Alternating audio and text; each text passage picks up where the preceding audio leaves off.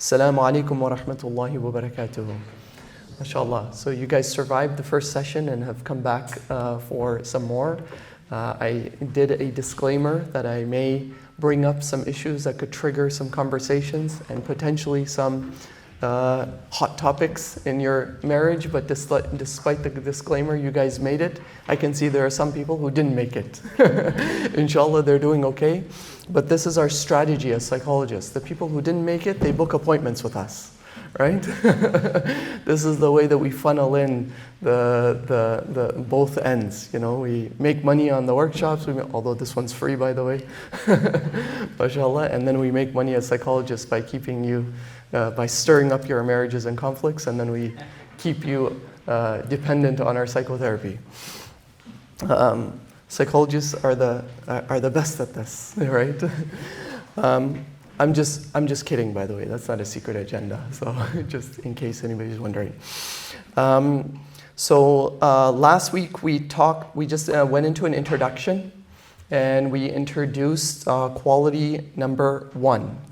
Who remembers quality number 1? Somebody want to mention it?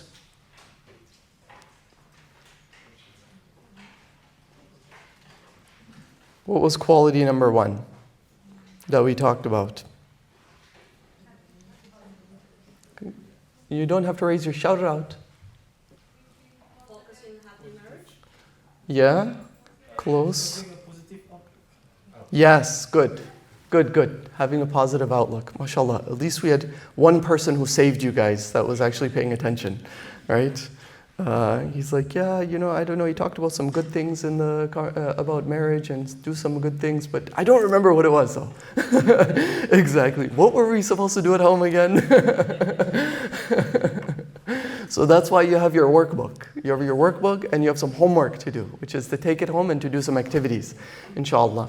So that brings me back to the logistics. For any of you who are joining us for the first time, the disclaimer is that inshallah ta'ala, over the course of the next weeks that we do this, of the 6 sessions, we're going to be having increasing number of activities and involvement, right? So you guys are going to have to interact as couples. I see some of you, mashallah, have come as couples. Husband and wife have come together. You're sitting together. You're following good instructions.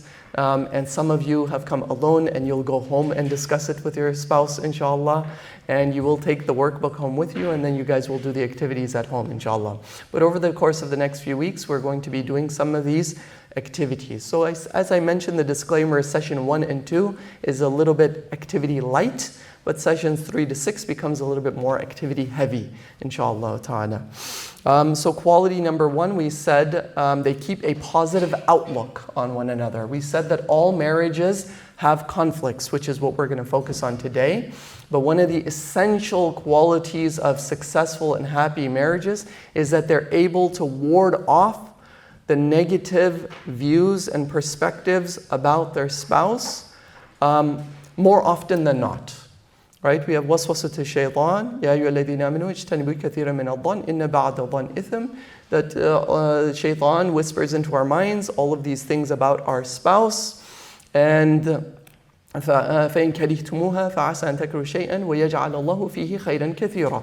So Allah Ta'ala tells us, as it pertains to our spouses, that perhaps you dislike certain qualities of your spouse, or they may say certain things at certain times that irritate you or get under your skin, but we depersonalize those things and we write them off as they're stressed. It's the circumstance, it's an exception to the rule, and we keep this dominance of positive thoughts over the negative thoughts. The frequency of the dominant thoughts over the viewpoint of the spouse is stronger than the viewpoints about the spouse in the negative. That is the one of the most successful and predictive qualities of successful and happy marriages. Okay, not that they don't have conflict, not that they don't dispute with one another, not that they don't have negative thoughts of one another, but that those negative thoughts don't dominate their perspective about their spouse. Today, what we're going to talk about is accepting and tolerating and bridging differences. Okay, so everybody, also shaitan puts into the mind of the individual that the grass is greener on the other side. Meaning that you have some regrets possible regrets about should I have married the spouse, or that you may tend to compare and think that that other people's marriages or other spouses or other family members seem to be doing a better job of being a spouse than your own spouse to you, right? And this generates a certain degree of disgruntlement. And so you start to think to yourself, would I have matched better with somebody else, right? Because we have these particular issues, like we clash. For example, my wife might be introverted, I'm extroverted, and we have this difficult time of being able to go out together or to socialize with other family members together or to host people at our house, for example. This might be a particular issue, right? And so one thinks, well, had I married a spouse that was a little bit more like me, then I think we wouldn't have had this problem. But the Dan Cole kind of approach, he sort of breaks this down, and he also shows this through some data. He says, look, when person A marries person B, there is a set of problems that's associated with them. Let's say problems 1 through 5, okay? And then if A were to instead marry person C, they may not have the problems 1 through 5. They may have 2, 4, 6, and 8. Okay?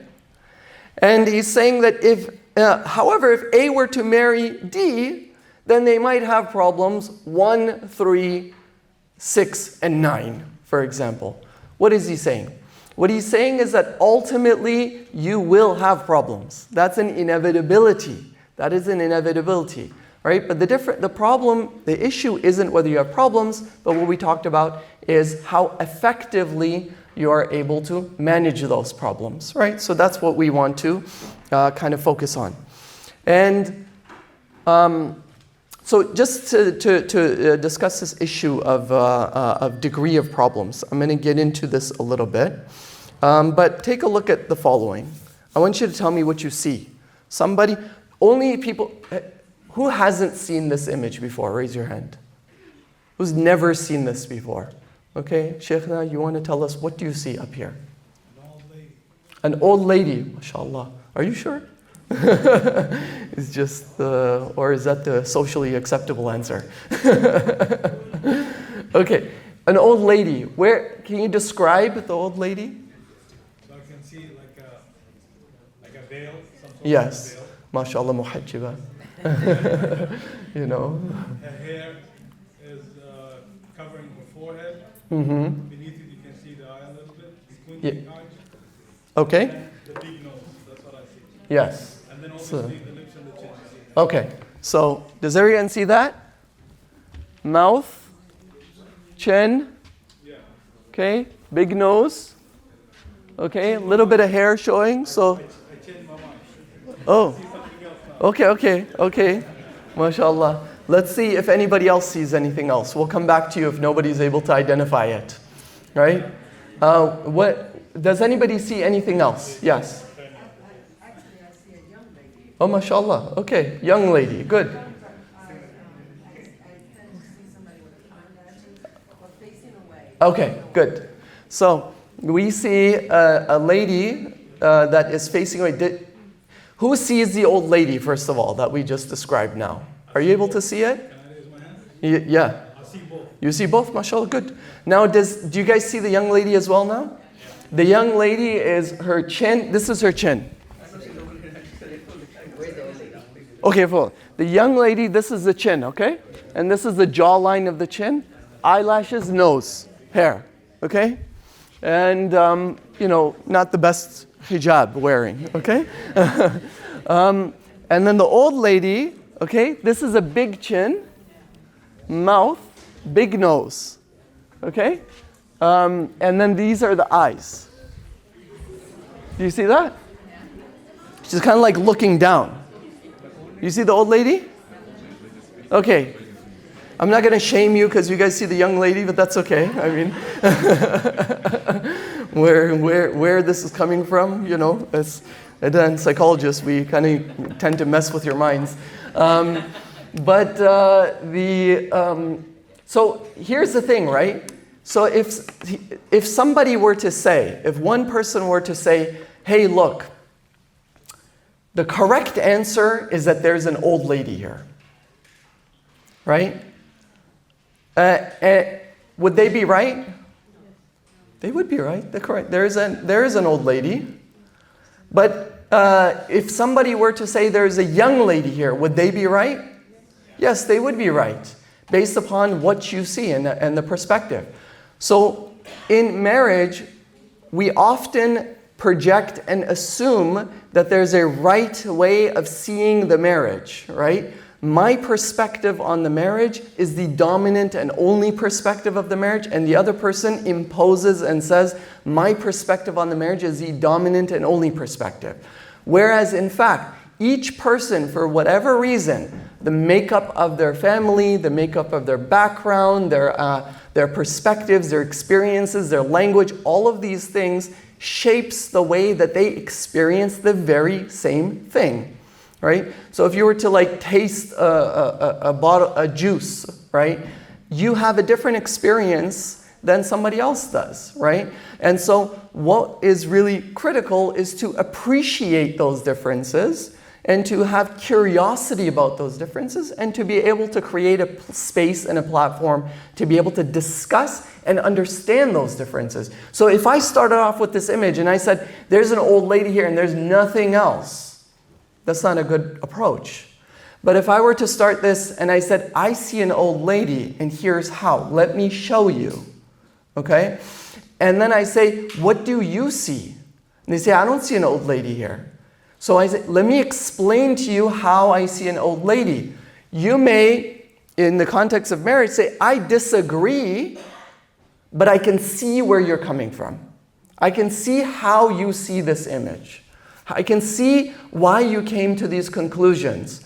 I don't necessarily agree with the decision that we need to make, right? We can have a conversation about that, but the conversation of a decision can't go anywhere unless we have a common ground in which we see what each other sees, right? So the other side, so I need to be able to say to my spouse, you tell me what do you see on the screen?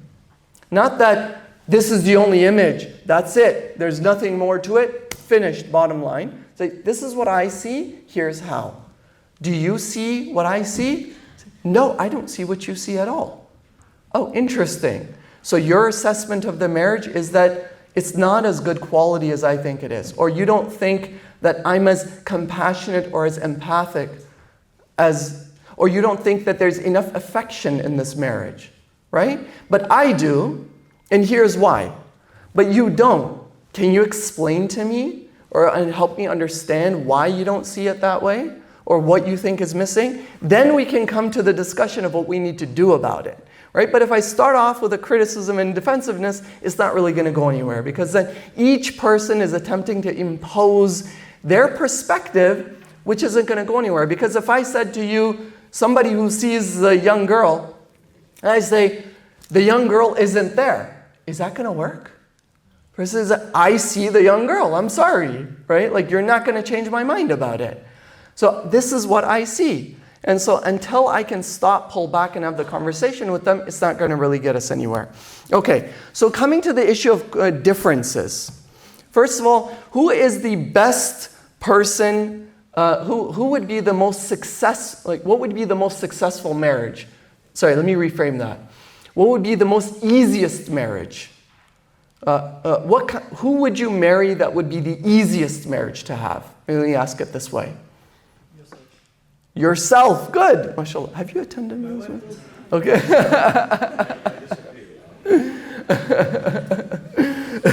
Yourself, because you're like, I don't really like myself, right? You're like it's like, I don't know if I would want somebody that kind of is like me in the opposite gender, right? If you like, the chest bone of the chicken, you want to marry the person who likes the wings. So that there's no clash, right? Good, that's complementarity. So there's an element of complementarity there. So I'm not going to dispute that for sure.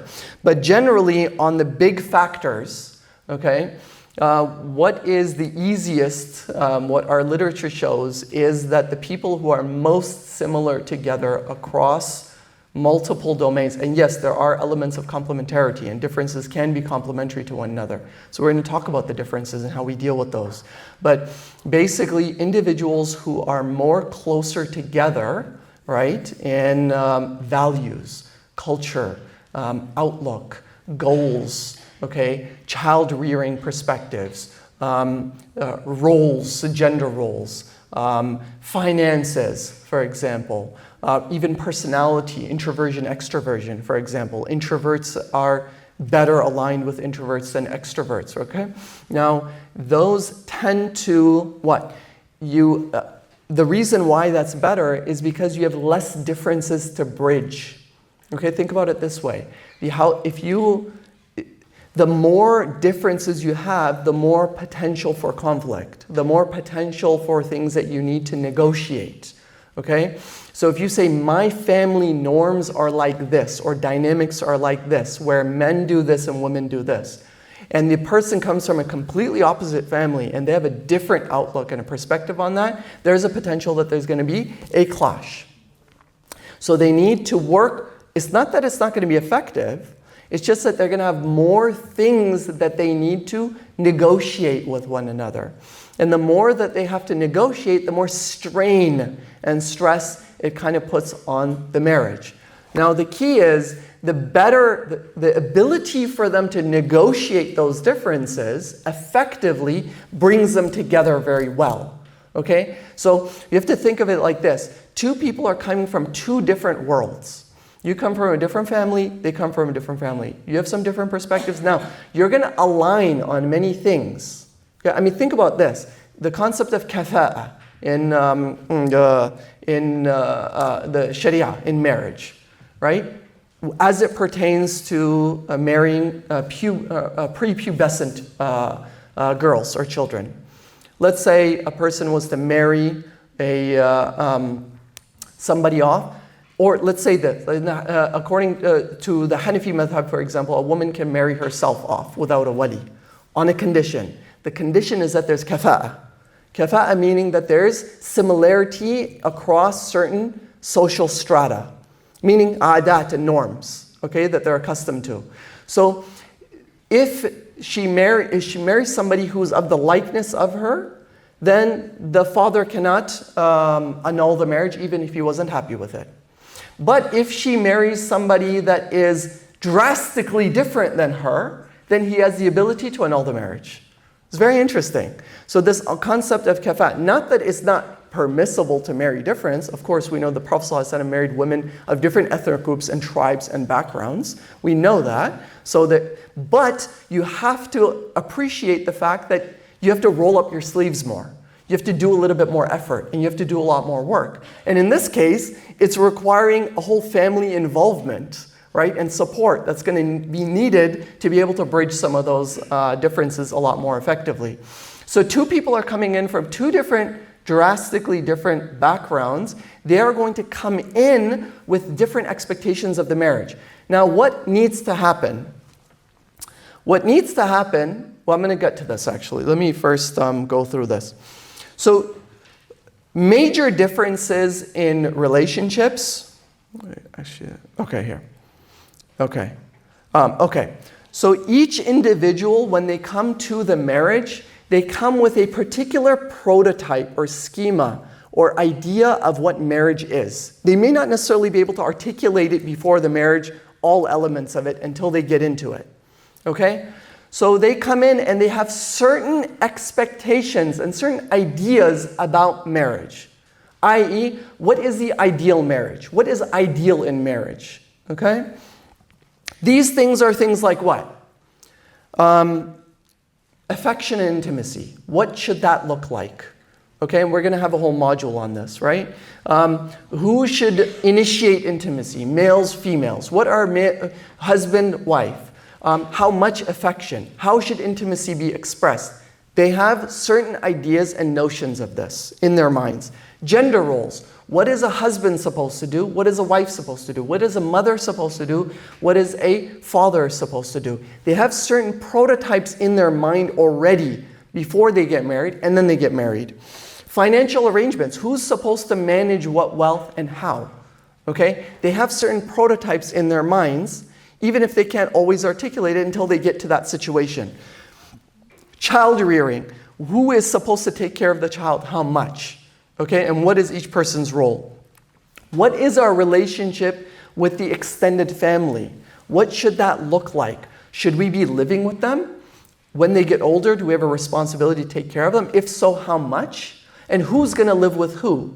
And how much of our wealth can we spend on our family members? How much of it should we not be spending? Right? As it pertains to finances, how much of our wealth should we be disclosing with one another? How much of wealth do we want to have as shared? How much of wealth needs to be concealed and confined? And how much liberty and freedom do I have to spend without the awareness of my spouse? Or does it feel like the spouse feels like that's kind of betrayal if you don't talk to me about some major expenses?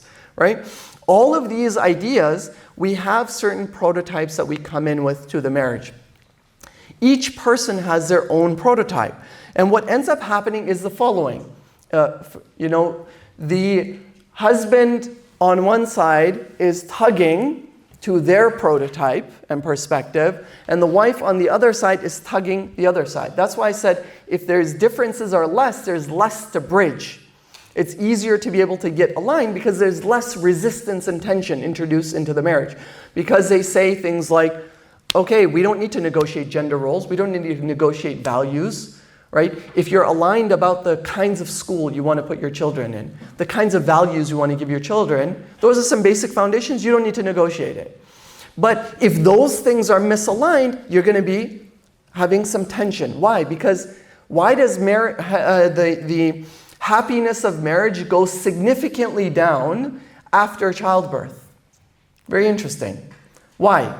Because the differences that you have, right, you're kind of trying to manage them before children are introduced. When children are introduced, the stakes rise, okay? Because you say, this is my baby, this is my son, and the other, this is my son, this is my daughter. We both have a vested interest in ensuring that this child grows up the way we think they should grow up.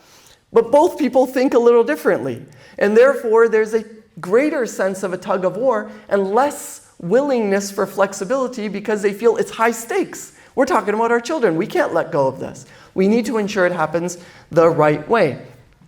So early on, what each spouse does is kind of pull and tug at one another, trying to pull them closer towards one another. Okay?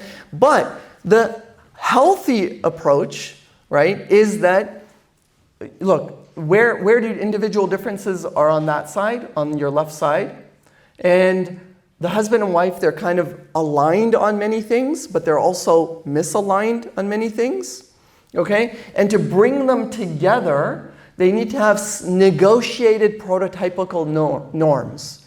They need to negotiate at least the major ones, okay?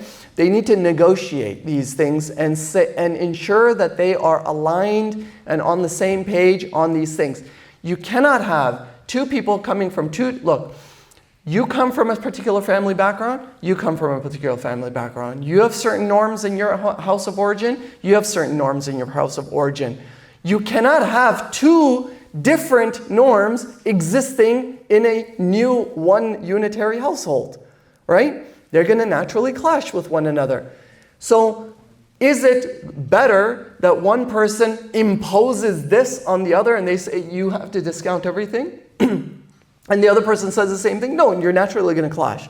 What needs to happen is actually a new set of norms within, which means it requires a great degree of flexibility for both individuals to be able to negotiate these norms to identify and create new norms. I can't stress this enough given diversity in Qatar, given diversity of the Muslim community, given the diversity of the times we live in, right?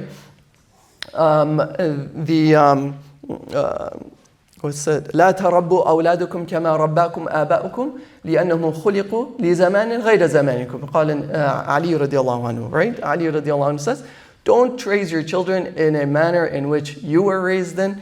Rather, raise them differently because they're created in a different time than you were created in, right? So the idea is you cannot create household norms that are. You need to create new sort of norms, okay? So that's kind of the idea, and the ability to bridge these things. Okay, if you don't bridge differences, what ends up happening? Resentment builds. If you end up being misaligned the whole time, then you start to have continuous sources of resentment. The better alignment you're able to have, new norms that you're able to set that are negotiated, the better, the less resentment that you have, and actually the closer that you get together. Okay? So this is kind of what I want to show you, this image. So think of a marriage like this. An empty canvas that you're going to paint on, okay? You come in with your own ideas. The other person comes in with their own ideas.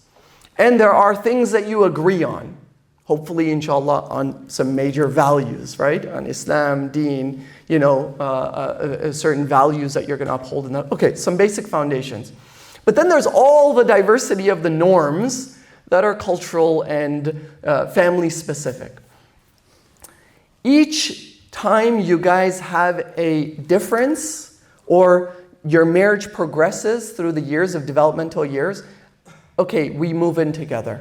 Now we're going to set up the household. After we move in together, it's going to be children.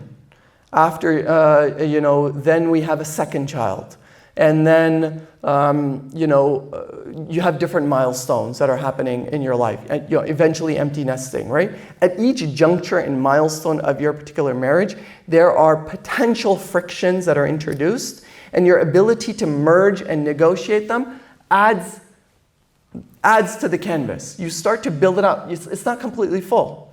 That's why you'll see some old folks, right? I don't know if we have some older, couples that are doing relatively well in their relationship, some of which, one of them passes away, the other one passes away shortly afterwards. They can't kind of live in the absence of the other. They miss them. They, experience a lot of grief.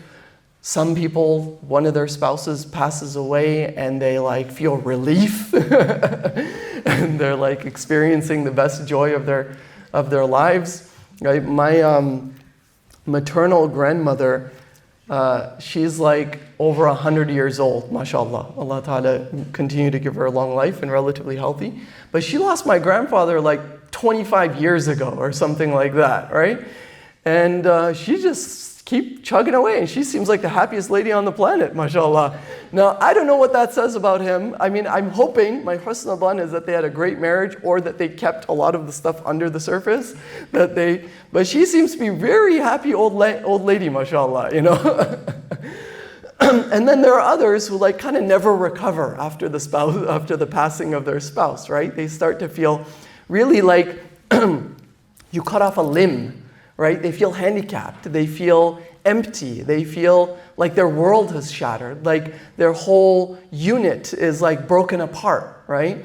And those are the individuals you see them synchronized. It's kind of cute to see these old couples. They're still very much connected with each other. They're synchronizing. They have a routine. You don't see them having to negotiate things every morning, right? Get up and say, you're going to do this. No, you need to do this. It's all synchronized. They just operate as one clock, right? This person does this, that person does this, and half the time they don't even have to communicate it, right? It's just happening, right? And then there's other people who are just not communicating, period, right? The two people are not communicating but synchronizing, and then there's two people that are completely asynchronous, right? And they're not communicating either. They're just in their own little worlds. So it's an evolving process to be able to get here. Okay, what I want you to do for the next 10 minutes, I want you to identify one or two areas between yourselves where you both have different expectations or beliefs regarding one another's roles. Okay, I told you this is going to heat it up a little bit, right? Then ask, okay, the goal here is not to solve this problem. I'm not suggesting in 10 minutes you're going to solve this. Sit here and solve this problem. But I want you to identify one or two areas, turning to your spouse, and discussing whether you have different expectations of one another regarding your roles. Okay, you as a husband, you expect your role to be this. I expect it slightly to be like this, right? Around this issue, and vice versa. Okay, and you say one thing on the other side. I'm not saying you need to fix it here, okay? But all I'm saying is to just identify it, okay? And then ask, have we arrived at a compromise or agreed prototype for this? Maybe you have. Maybe you say, I expected, or I kind of expect you to do this. You expect this, but you know what? We found some middle ground, and we're pretty good with it. Like, we're doing okay. And if the answer is no, right, that we don't have a compromise solution on this, and we don't align on this very fundamental issue, then what we're going to do is work on it, not as homework, but after the conference, after the whole series is done. Why? Because the next module we're going to talk about communication, right, and problem solving. So I want to give you a little bit more tools, right, for us to discuss, and then exercise those tools, and then you're going to come back to these things. At this point, we just want to identify. Okay, it's just about diagnosis. Okay, so take 5-10 minutes to do this, inshallah, and then we'll resume at 7:30. How are you guys doing? Any fires we have to put out, or anybody need a referral, or we can provide a 25% discount for the workshop attendees? I'm kidding. By the way, just as a true disclaimer, I'm not seeing anybody in Qatar, by the way, because sometimes I get people that do want to be, but you can talk to me about referrals if you need it on a serious note, because sometimes people ask for, like, where can we go in Qatar for services, and mashallah, we have some of our graduating students here, mashallah, Sister Nirmina here, Aisha here, mashallah, that have been in the masters in clinical and counseling psychology, alhamdulillah. So On Zoom, right? I do. No, not anymore, not right now. I'm not taking anybody. Alhamdulillah. The university's keeping me too busy. Alhamdulillah. Okay, so just a few things that I want to share. Okay, so equitable distribution, right? Okay, the idea that sometimes individuals talk about this negotiated differences. See, the thing is, it's not about equality, right? Like, we have to meet halfway on every issue. Okay, that's not how a negotiated compromise necessarily needs to happen. What needs to happen is a sense of equitable losses, meaning the best business deals are those in which two parties lose something, meaning the compromise is you have to come in and be able to be willing to lose something, right? And so the equitability, but what I mean by equitable losses is that each person has particular issues that may feel more important to them than the other, okay? Like, for example, I don't know, control and management over finances may be a skill that one person has to the exclusion of the other, and they feel that this is very sensitive, and it makes them very anxious about the idea of not being able to, effectively manage this myself, right? Or to be in charge of managing most of this. So what I'd like to look at it is spheres of influence, meaning domains of power. People tend to look at power as all or nothing, okay? Meaning that within a lot of these issues that people tend to struggle with, they tend to think, well, I am supposed to have the control here, and then you're supposed to listen to me on this issue. Okay? But what's more useful is that there's spheres of influence and dominance of power. What I mean by that is that marriage is complicated and family life has multiple facets and elements to it. So when it comes to finances, one person may be designated as the person controlling the show there. They manage, they take care of most of it, and they listen to what the other spouse has to say, try to accommodate, and try to work with them, but they're in the driver's seat, okay? When it comes to household dynamics, right? Like, for example, I hate a bunch of things that my wife does in the kitchen. Her, rigid rules seems nonsensical to me, okay? And it makes my life more complicated because I have to follow a certain system of routines when I walk into the kitchen, and it takes me double the time as if I could just get in and out because I'm a busy person. I just want to get something in and out. But this is her domain, right? I operate and I follow the rules of what she wants me to be doing while I'm in the kitchen, okay? And I don't like it. I don't have to agree with it, right? But I'm cutting my losses, equitable. And when it comes to other areas, for example, okay, like where I'm taking it, again, we have a little bit more traditional like gender roles here, right? Here. And I'm not suggesting that everybody needs to follow exactly these types of standards, right? What I'm saying, everybody's skill sets may be a bit different. I know certain men that are like terrible with finances, right? They can't manage themselves, let alone trying to manage the household income. And then you have the woman who's like practically an accountant, right? Like knows everything about every little thing, right?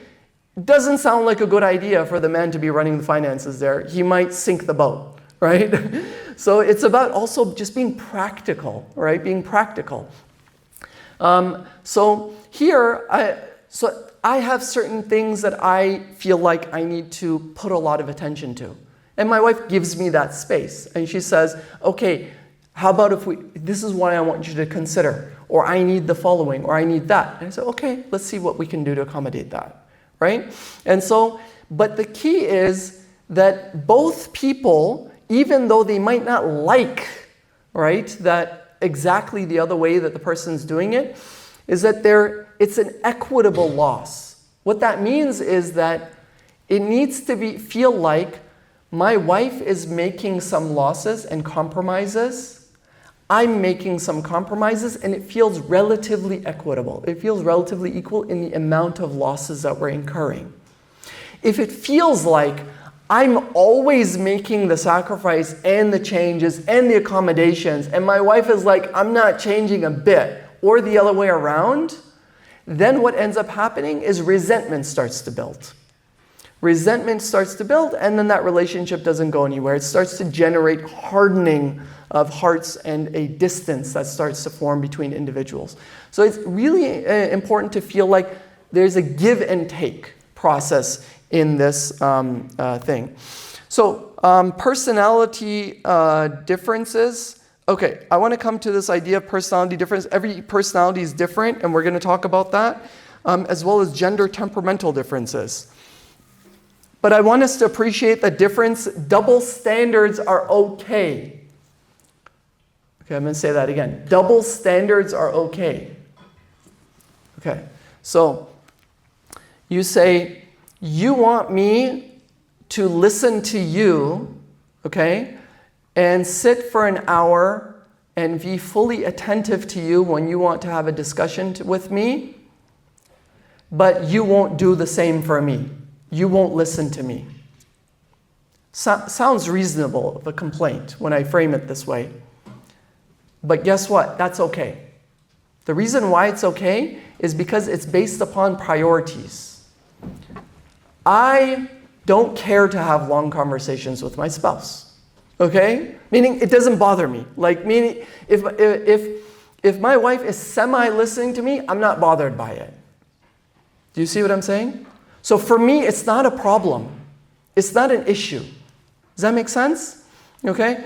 But it is an issue if, for example, I'm trying to make a decision with her and she's not cooperating or listening, or she's not upholding a particular end of the bargain on that area. Because this is a priority issue for you. It really bothers me if you don't do this. For you, you might not care.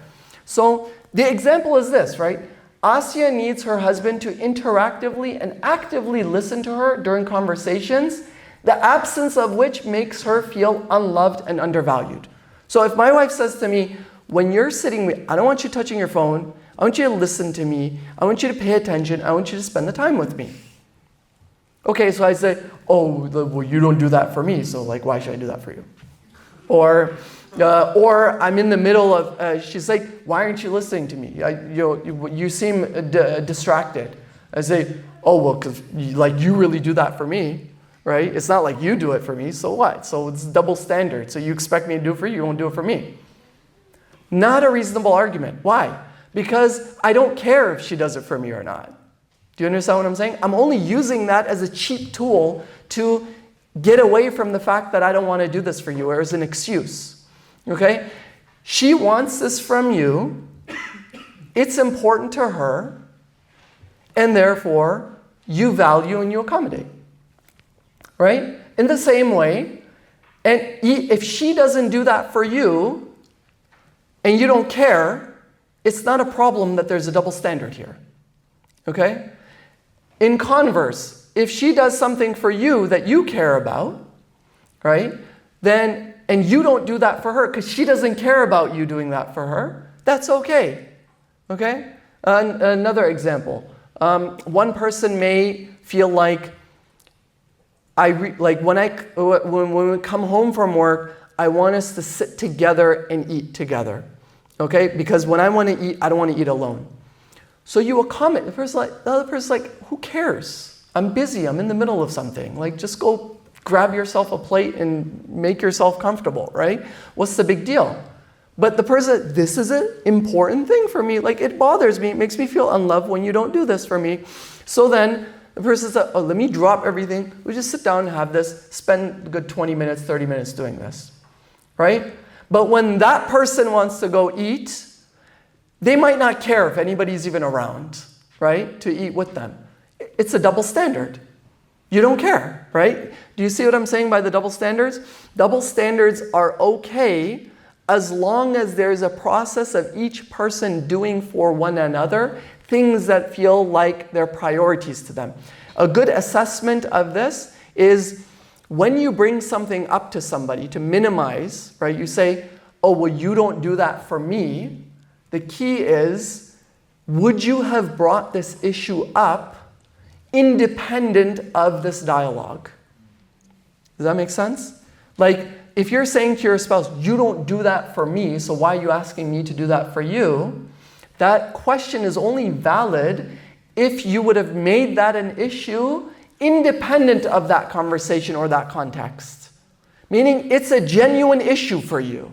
Like, I want that from you too, and you don't do it for me. And it's not because I'm saying that right now because I want to equal the playing field. I'm saying that to you because I genuinely feel you don't do it for me either. And so we need to sit down and figure out how to fix this problem. Okay, now I want to come to some of the fun stuff. People love talking about gender differences. I don't know why. It's just my anecdotal experience. People love the gender differences. I guess because it hits close to home.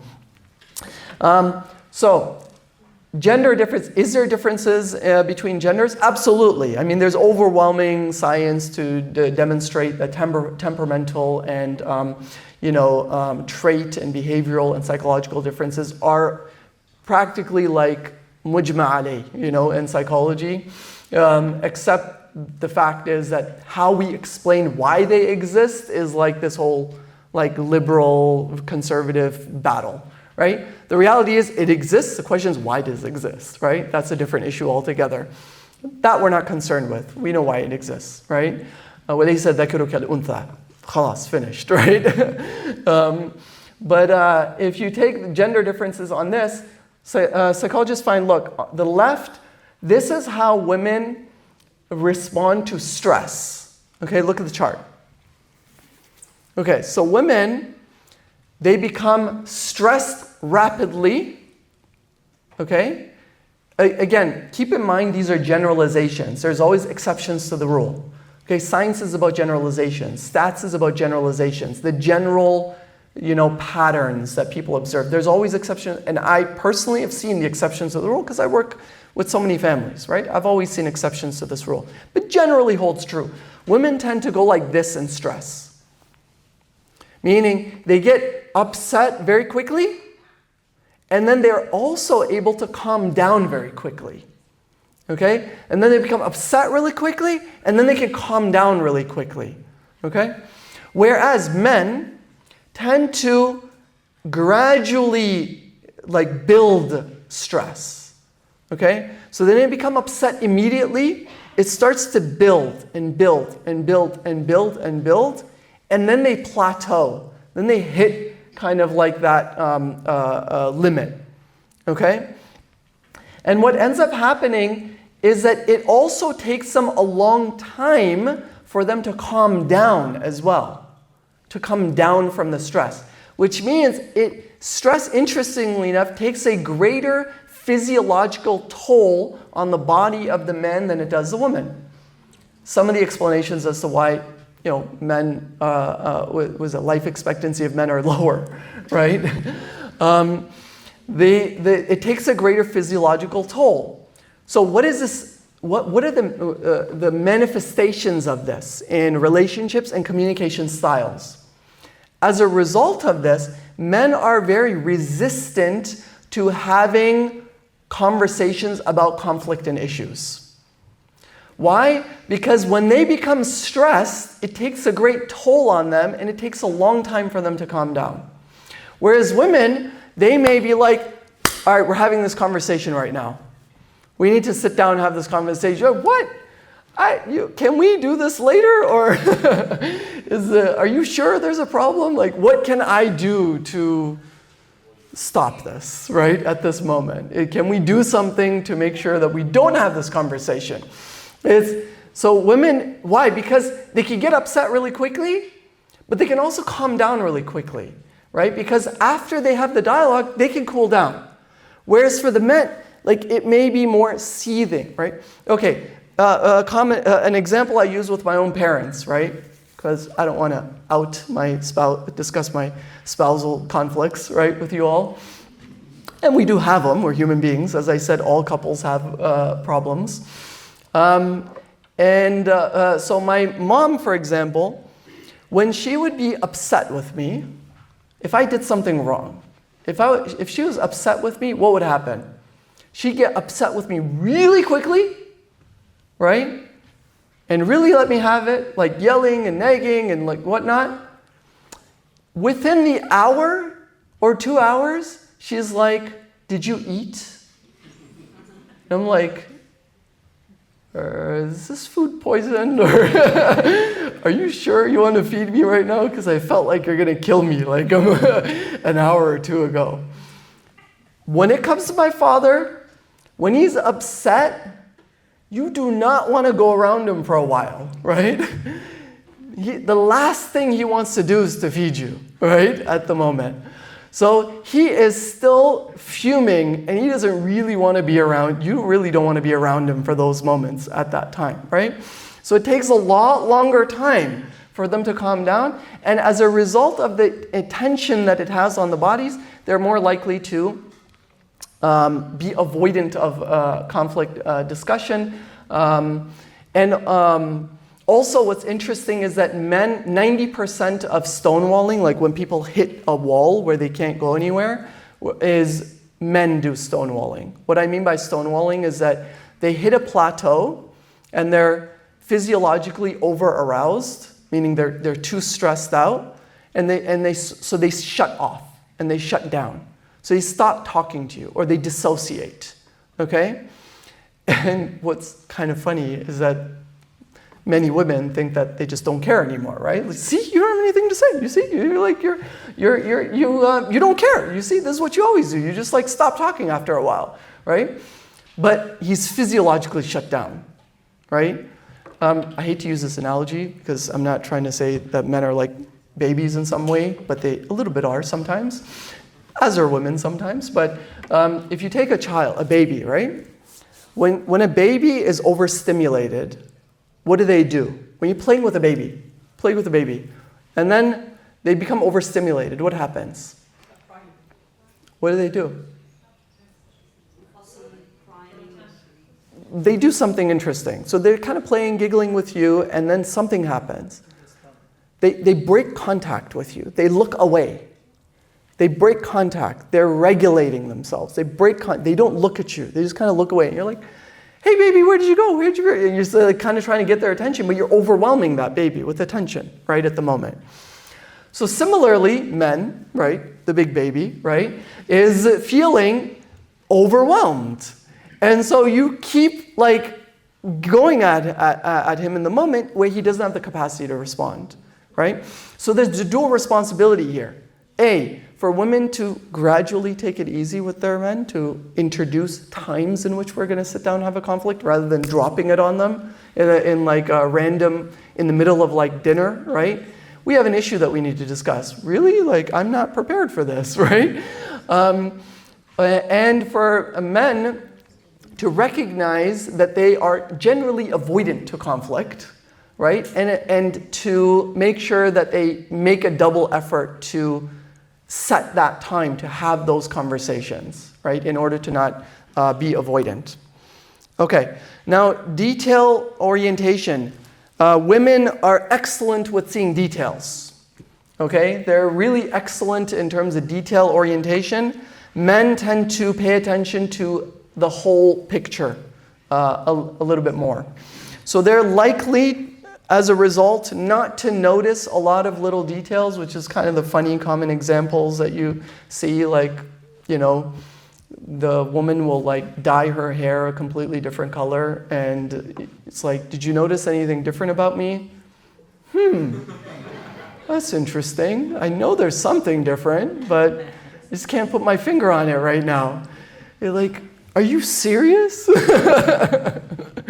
You see me every single day and you can't notice a significant change that I've made, right? Whereas like women are more likely to be able to focus on those details.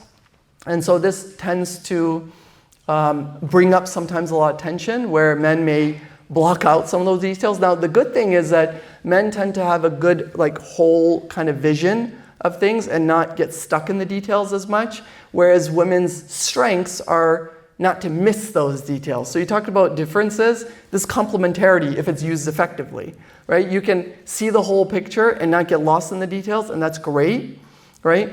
But then you're missing those details, so I need to fill in sort of the rest of the portrait for you, okay? Men tend to have issues of power more so than women. Women are naturally, like psychologically, more inclined to be selfless as well as a result. So it's also a good characteristic in the sense that women tend to think of others before themselves naturally. Okay, they do that more naturally. Whereas for men, it's a lot more intentional, meaning they have to put a lot more effort in thinking of somebody else before themselves. Okay? Women tend to think about what is the family doing, what do you need, what does this person need, what does that person need. Whereas the men may just not think of any of that stuff. And they need to sort of they need to make a very conscious and deliberate sort of choice and intentionality to do it. The other element of it, this has actually become almost a crisis of marriages across, like, particularly the Western world, that attempts to completely destroy the notion of gender differences. Men naturally have a necessity to feel like they are the protectors of their marriages and of their flock. And they have a natural necessity to feel like they are in power over their household, okay, and that they have authority and power. With, not to quote Spider-Man, but with great power comes great responsibility. But the idea is that so with the power comes lots of responsibility, meaning you're responsible financially, you're responsible for everybody's feelings, experiences, making sure nobody's in trouble, which greater sense of responsibility. But the sense of feeling, and there's nothing more demasculating and demeaning for a man for his wife to make him feel powerless in a relationship, to make him feel less than a man, to make him feel like he is not respected or he is not seen as important, or that his views or that his decisions or his judgment is completely impaired and that he doesn't have the capacity to be able to run this ship, right? That feeling is very, very detrimental. And what does it do? Let's just be practical. It evokes a reaction, an aggressive reaction that's also inborn in men, right? They tend to double down, become defensive and very reactive and aggressive when they get that sort of resistance.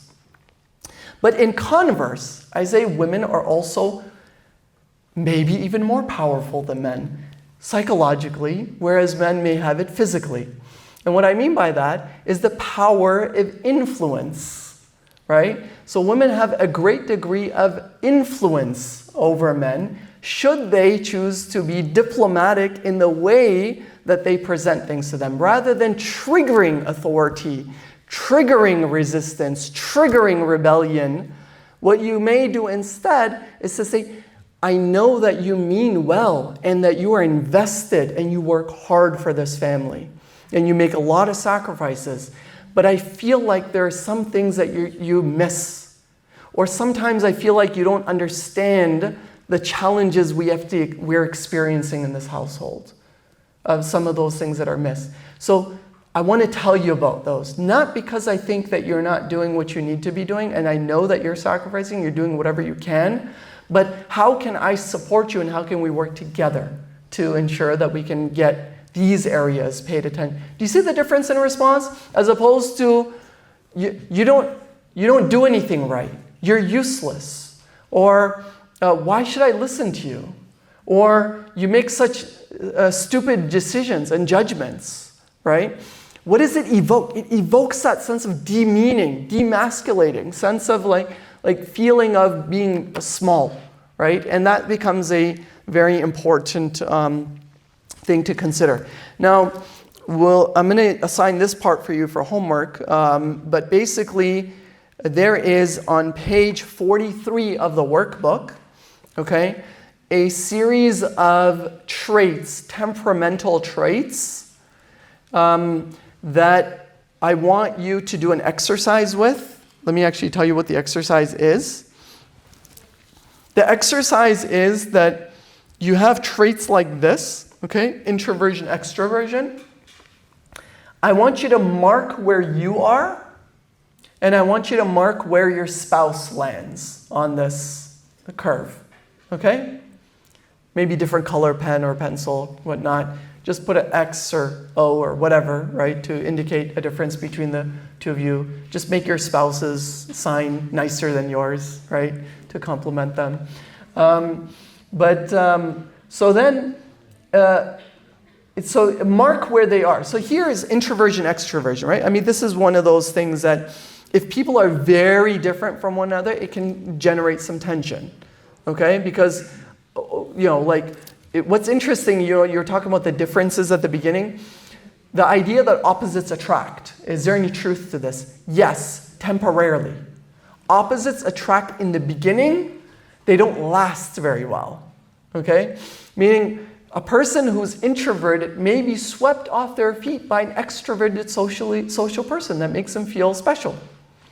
But now they're married and they're 10 years into it, and the person wants to go to different majalis every single night and every week and every weekend and go to different gatherings and go out for dinner and go on vacation, and the person's like, take it easy, I just want to stay at home, and I want you to stay at home too as a family, that's all, right? I want you to stay at home. I want us to stay, and the person's like got that itch, right?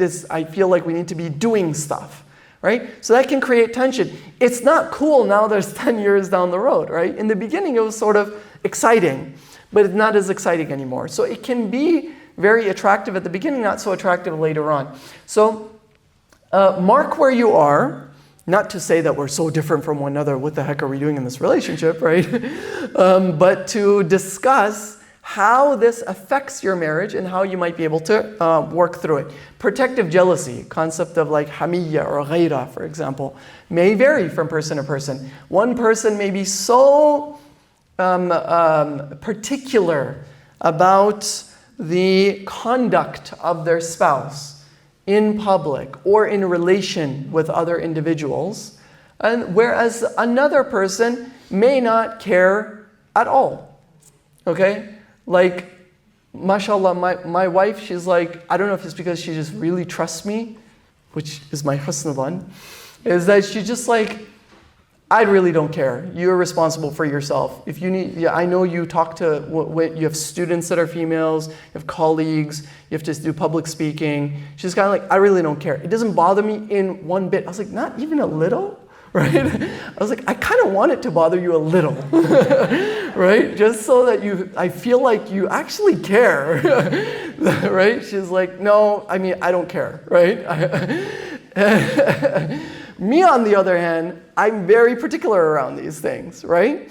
And sometimes it becomes an issue because she's like, oh, this feels so restrictive. Like, stop, okay? Just as my daughter says, it's not that deep, right? Stop crashing out, cool down, right? Everything, chill out. And so we know that about each other. There are some differences in the way that we sort of like operate with one another, but we find a way to make it balanced in a manner that that she doesn't feel so restrictive, and that in converse that we don't feel the other way. Yes, jazakallah khair for the ishara. And then attention to detail. So one person is really attentive to detail, the other person is not. These are the scales that we're talking about. So what I want you to do for homework is to take this exercise, inshallah ta'ala. And what we're going to do is we're going to take a break from this for the Eid holiday. And when's the next one?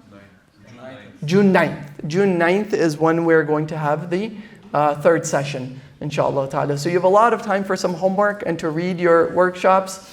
You read your workbooks, inshallah, and I'll see you after Eid Mubarak to all of you. Barakallahu feekum wa akhiru da'wana alhamdulillahi rabbil alameen. Assalamu alaikum.